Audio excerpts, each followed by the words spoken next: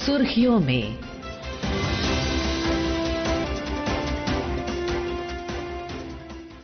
ये आकाशवाणी है।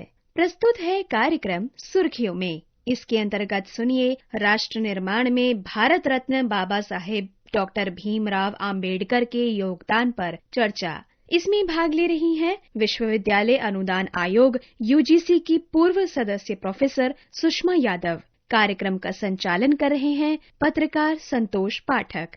भारतीय संविधान के निर्माता बाबा साहब भीमराव अंबेडकर का आज महापरिनिर्वाण दिवस है। प्रधानमंत्री नरेंद्र मोदी समेत भारतीय जनता पार्टी शासित राज्यों के मुख्यमंत्री, केंद्रीय मंत्री, तमाम दिग्गज नेताओं ने आज के इस दिन पर बाबा साहब भीमराव अंबेडकर को अपनी श्रद्धांजलि अर्पित की। और बाबा साहब भीमराव अंबेडकर का क्या योगदान रहा है भारतीय लोकतंत्र के गठन में, भारत के संविधान के गठन में, और किस तरह से उन्होंने भारत को बदलने का काम किया था एक दौर में, इस पूरे मसले पर चर्चा करने के लिए हमारे साथ मौजूद हैं प्रोफेसर सुषमा यादव जी। सुषमा जी, आपका बहुत बहुत स्वागत है हमारे कार्यक्रम में। धन्यवाद और सबको नमस्कार। सुषमा जी, सबसे पहले तो शुरुआत इसी सवाल से कि एक दौर जब देश गुलाम था, लंबी लड़ाई लड़ी, हजारों लाखों लोगों ने अपनी शहादत दी, भारत आजाद हुआ, और उस समय ब्रिटेन के कई लोग कहा करते थे कि भारत बहुत लंबे समय तक टिका नहीं रहेगा, बचा नहीं रहेगा, एकजुट नहीं रहेगा। लेकिन फिर बाबा साहब भीमराव अंबेडकर समेत हमारे तमाम स्वतंत्रता सेनानियों ने उस चुनौती को स्वीकार किया और इस देश को एक ऐसा संविधान दिया जिस संविधान की बुनियाद पर भारत का लोकतंत्र आज तक टिका हुआ है। कितना महत्वपूर्ण योगदान आप बाबा साहब भीमराव अंबेडकर साहब का मानती है आज का जो भारत हम देख रहे हैं उसके निर्माण में? ये बात आप बिल्कुल सही कह रहे हैं कि बहुत सारे विदेशी और औपनिवेशिक लेखकों ने और विचारकों ने ये चेतावनी दी थी कि भारत राष्ट्र बन तो गया है लेकिन ये कुछ ही दिन टिक पाएगा। और हमारे आसपास राष्ट्र हैं, वहां जो घटनाएं हुई हैं उनसे ये बात लगभग सत्य भी साबित होती है। परंतु भारत न केवल टिका रहा है, एक सशक्त विशालतम लोकतंत्र के रूप में भी उभरा है। और इसमें भारतीय संविधान की दूरदृष्टि की और इस संविधान को बनाने वाले विशेषज्ञों, जिनमें बाबा साहब अंबेडकर सर्वोपरि माने जाते हैं। जब तक लोग कुछ भी नहीं जानते थे उनके बारे में, तब भी ये जानते थे कि संविधान निर्माता बाबा साहब अंबेडकर रहे हैं। उस रूप में उनका जो योगदान है वो भारतीयों के हृदय पर अमिट है, क्योंकि बाबा साहब अंबेडकर का व्यक्तित्व जो था वो बहुत ही बहुआयामी था, एकदम धनी व्यक्तित्व। वह मात्र विधि विशेषज्ञ हो ऐसा नहीं, वो विधि विशेषज्ञ भी थे, वो अर्थशास्त्री भी थे, वो नृजाति शास्त्र को भी जानते थे, उसके साथ साथ राजनीति विज्ञान भी जानते थे, और वह समाज की चिंता अपने हृदय में रखते थे। और लॉ मिनिस्टर के रूप में भी उन्होंने सोचा बाद में, लेकिन अब संविधान की हम बात कर रहे हैं तो वो ये मानकर चले थे कि भारत सशक्त राष्ट्र तब बनेगा जब समता यहाँ सबके हृदय में आएगी, समानता, बंधुत्व, स्वतंत्रता, इन तीनों की श्रेणी एक त्रिवेणी के रूप में उनके हृदय में थी, सामाजिक न्याय के रूप में, जो भारतीय संविधान में पिरोई गई। लेकिन इनके साथ साथ राष्ट्र की अखंडता और मानवीय गरिमा, ये दोनों शब्द भी उन्होंने रखे ताकि भारत एक न्यायपूर्ण समाज भी बने लेकिन एक अक्षुण्ण राष्ट्र भी बने, एक ऐसा राष्ट्र बने जो सरलता से तोड़ा ना जा सके। क्योंकि विभाजन की विभीषिका उन्होंने देखी थी और अगर उनकी चलती तो विभाजन राष्ट्र का होता भी नहीं। इसलिए संविधान उन्होंने ऐसा बनाया जो लचीला भी है लेकिन कठोर भी है, जो संघीय भी है लेकिन एकलवादी भी है। और इसलिए उनका एक वाक्य हमें सदैव याद रखना चाहिए। वो कहते थे, भारतीय संविधान हमने ऐसा बनाया है जो सामान्य परिस्थितियों में संघीय है और सभी राज्यों का अस्तित्व उसमें है, उनकी शक्तियां भी हैं, उनकी स्वायत्तता भी है, परंतु राष्ट्र पर संकट आते ही यह संविधान तुरंत कठोर भी हो जाता है और एकत्ववादी भी हो जाता है। केंद्र इतना शक्तिशाली हो जाता है कि राष्ट्र को बनाए रखे, और इसीलिए ना यहाँ दो संविधान रखे गए, ना यहाँ दो दोहरी नागरिकता रखी गई, क्योंकि बाबा साहेब अंबेडकर जानते थे कि इस राष्ट्र को सशक्त बनाने के लिए हमें दोहरी, तिहरी या 4 बार मेहनत करनी पड़ेगी, क्योंकि बहुत सारा औपनिवेशिक बोझ हम पर है और बहुत सारी आशंकाएं हमारे सामने हैं। सुषमा जी, एक बात आपने जो बड़ी कही, जो संघवाद का जिक्र किया आपने, ये सवाल संविधान सभा में भी बहुत उठा था और खास तौर से हमारी युवा पीढ़ी के लिए मैं चाहूंगा कि आप थोड़ा सा इसको स्पष्ट करें कि भारत राज्यों का संघ तो बनाया गया, लेकिन उस समय संविधान सभा में भी ये बहस उठी कि राज्यों को हमें स्वतंत्रता देनी चाहिए तो कितनी देनी चाहिए, क्योंकि राज्य के मुख्यमंत्री, उनके पास भी स्वायत्तता एक तरह से होनी चाहिए। लेकिन सवाल ये भी उठा कि अगर हम बहुत ज्यादा स्वतंत्रता दे देंगे तो फिर ऐसा ना हो कि भारत जो है खंड खंड में बंट जाए। इन दो धाराओं के बीच में, क्योंकि संविधान सभा में ये दो धाराएं थी, जो चाहते थे कि केंद्र कमजोर हो, राज्य मजबूत हो। दूसरी धारा ये थी जो ये चाहते थे कि राज्य के पास ताकत ना हो, सारी ताकत केंद्र के पास हो, क्योंकि हमारे पास दुनिया में दोनों प्रकार के देशों के मॉडल थे। इन दोनों के बीच में बाबा साहब भीमराव अंबेडकर ने किस तरह से सामंजस्य बिठाया और उसका फायदा भारत को किस रूप में मिला, खासतौर से हमारी युवा पीढ़ी को थोड़ा सा आप समझाइए। इस समय ज्यादातर राष्ट्र जो हैं वो संघ की तरफ जा रहे थे, क्योंकि USA, United states of America के रूप में एक संघीय आदर्श के रूप में उभरा था। उधर कनाडा भी जो विशाल राज्य था एक, और वहां भी संघवाद था। और उस समय सभी लोगों के मन में आकांक्षा ये थी कि संघ बनाया जाए, लेकिन संघ की जो प्रवृत्तियां होती हैं वो सेंट्रीपिटल सेंट्रीफ्यूगल दोनों होती हैं। कुछ संघ ऐसे थे जहां राज्य एकत्रित हुए और संघ का निर्माण किया, जैसे यूनाइटेड स्टेट्स ऑफ अमेरिका भी है, और इसीलिए वहां राज्य बहुत ही शक्तिशाली हैं, सशक्त हैं।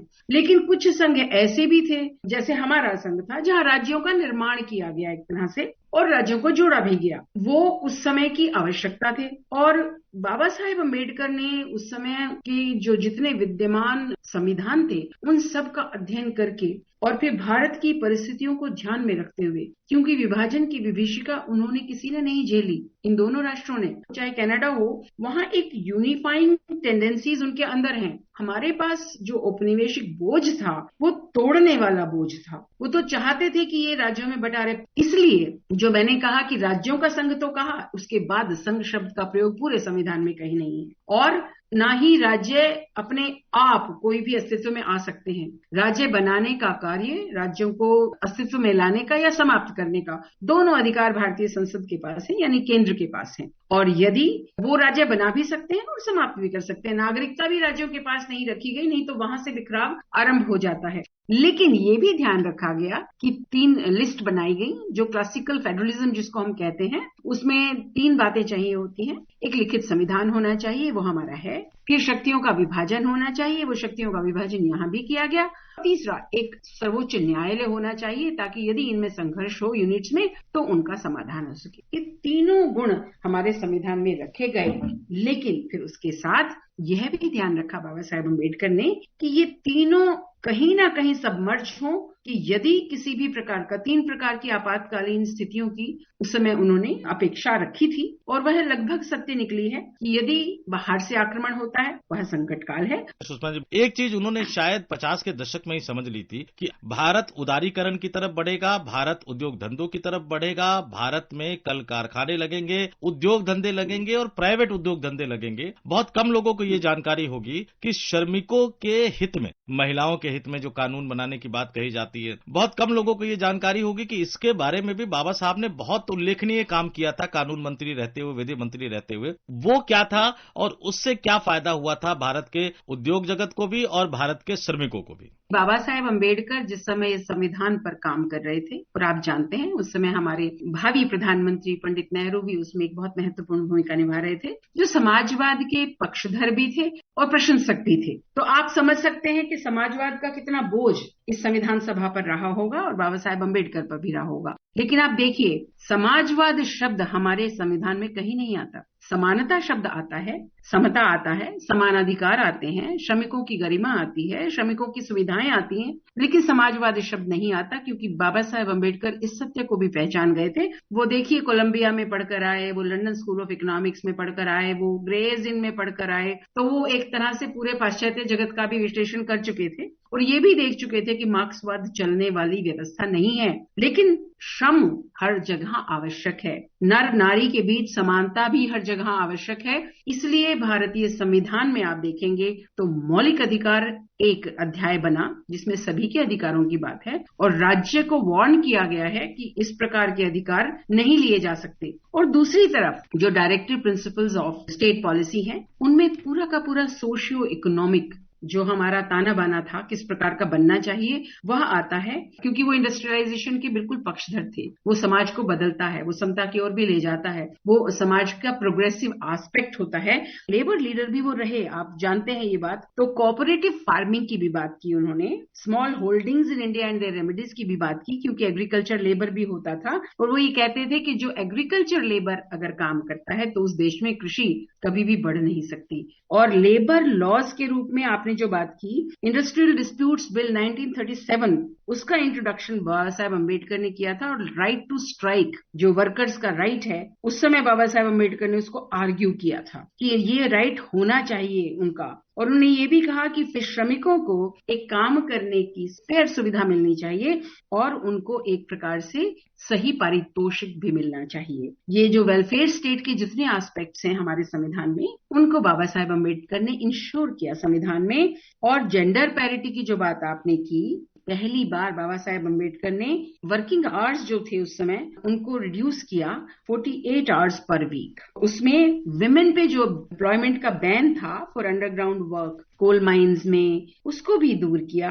और ओवरटाइम का, पेड लीव का और मिनिमम वेजेस का, ये जो मूलभूत कंडीशंस होती हैं एक वेलफेयर स्टेट की, वेलफेयर इकोनॉमी की और वेलफेयर इंडस्ट्रियलाइजेशन की। आज अगर हम सोचते हैं तो ये बड़ी अजीब सी बात लगती है, लेकिन उस समय एक सवाल भी उठा था संविधान सभा में कि वोट देने का अधिकार किसको मिलना चाहिए। और बाबा साहब भीमराव अंबेडकर ने साफ साफ कहा कि बिना किसी जाति, बिना किसी लिंग, बिना किसी धर्म के भेदभाव के। और दुनिया के कई देशों में महिलाओं को उस समय तक वोट देने का अधिकार नहीं था, कई लोकतांत्रिक देशों में। लेकिन भारत में पहले आम चुनाव से ही, चाहे वो पुरुष हो चाहे वो महिला हो, सभी को वोट देने का अधिकार मिला और सभी के वोटों का एक समान मूल्य, यानी एक वोट एक मूल्य ही रहा। ये अपने आप में कितना बड़ा क्रांतिकारी एक तरह से जो विजन था वो बाबा साहब का था। बाबा साहेब अम्बेडकर का विजन तो था एक ऐसा भारत जहां सबको समता, समानता, गरिमा, भ्रातृत्व, बंधुत्व सबको उपलब्ध हो। और इसलिए सबसे पहला लोकतंत्र में जो शक्ति होती है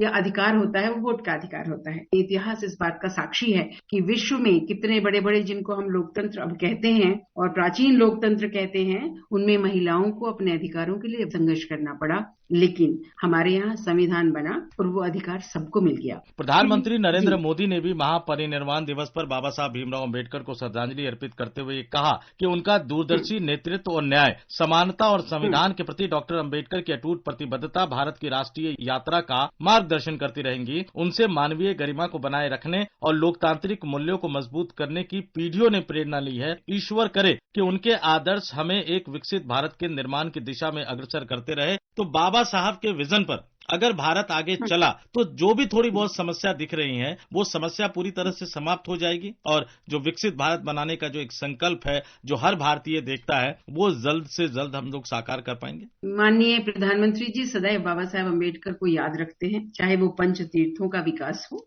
चाहे वो राष्ट्र की वाटर पॉलिसी हो, जल नीति जो बनाई गई है, चाहे वो हमारे अर्थव्यवस्था या आर्थिक नीति हो। उन्होंने पहली बार सबका साथ और सबका विकास, विकसित भारत की एक फाउंडेशन बनाई और उसके साथ साथ फिर सबका प्रयास भी, सबका साथ भी, सबका मन उसमें मिल जाए। तो बाबा साहेब अम्बेडकर भी यही चाहते थे, इस देश में मोबिलिटी भी हो, हर वर्ण, हर वर्ग एक दूसरे से मिलकर चले, एक दूसरे के दर्द को महसूस करे, एक दूसरे की सफलता का साक्षी भी बने और उस सफलता का साथी भी बने। यदि देश में ऐसा हो पाएगा, जो बाबा साहेब अम्बेडकर ने सपना देखा था कि शिक्षित भारतीय हो, अच्छी कृषि हो, बहुत व्यापक पैमाने पर इंडस्ट्रियलाइजेशन या औद्योगिकरण हो, तो आप देखेंगे इस समय भारत माननीय प्रधानमंत्री जी के नेतृत्व में उसी दिशा में चल रहा है।